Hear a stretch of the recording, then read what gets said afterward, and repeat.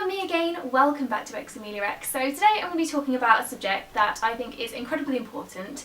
It's really close to my heart and it's something that I stand by on this channel, and that is mental health awareness. Now, those of you who watch my weekly vlogs will know that it's something I talk openly about. It's something I've had struggles with myself this year, and it's something that I really feel strongly needs to be talked about in the wider community and normalised a little bit, because I think you'll find that there's a lot more people out there struggling than you might think, and I guarantee that pretty much everybody watching this video will have been through some kind of mental health problem or know somebody who has. So for me, my mental health journey started this year when I was diagnosed with depression about 2, maybe 3 months ago now, and it was something that kind of snuck up on me, if I'm completely honest, and affected me all throughout the summer.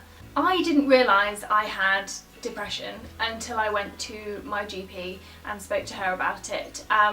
I knew something was wrong with me, but I didn't know exactly what. I'd have horrendous mood swings. I'd be furiously angry one minute, uncontrollably sobbing the next for hours on end, and then feeling completely hopeless, really paranoid, really anxious, and then also just feeling completely numb. It was just absolutely exhausting, and it really started to take a toll on my relationship and my friends. My self-esteem, you start to feel incredibly worthless and like you're a burden on anybody that you come into contact with, because you're either too miserable or unreliable or really anxious and worried, and all you can talk about are these things that are going on in your mind, which probably are never going to happen, but they're really stressing you out. And it became a real problem, so much so that I decided to reach out for help. The reason why I didn't think I had depression was because I've got nothing to be depressed about. You know, I have a great house, I have an adorable little puppy, a fantastic job, friends, family, a boyfriend, and I just didn't think I had any reason to feel that way, or that I was even worthy of the word depression. And it wasn't until I saw my GP that she diagnosed me with that and suggested going on medication that I realised, yeah, okay, I've done the right thing by reaching out, because I'm not well. Now, loads of people, when I started to mention all this in my weekly vlogs, which are a real honest account of my week, my thoughts, my feelings, what I'm up to, so I do speak frankly about it, and quite a few of you actually reached out and said that you were seeing similarities in the way you feel with how I was, and you wanted to go and get help. But there were a number of you that I noticed that didn't really know where to start, or were embarrassed to go to their GP. What if somebody sees you in there?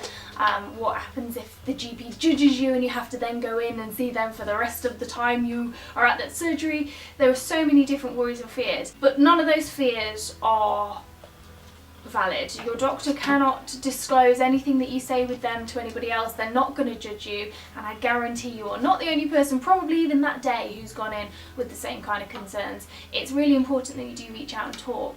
However, if you are too nervous to go to your own GP, there is an awesome app that's out there called Push Doctor. Now, Push Doctor actually work from your phone, and it's a way to see a doctor over video call. Now, they're real doctors on there, and you can speak to them at any point. They're open from 6 AM till 11 PM, 7 days a week, and you just book in and get an appointment. I have used the service twice now, and I managed to get an appointment within 6 minutes, which is amazing.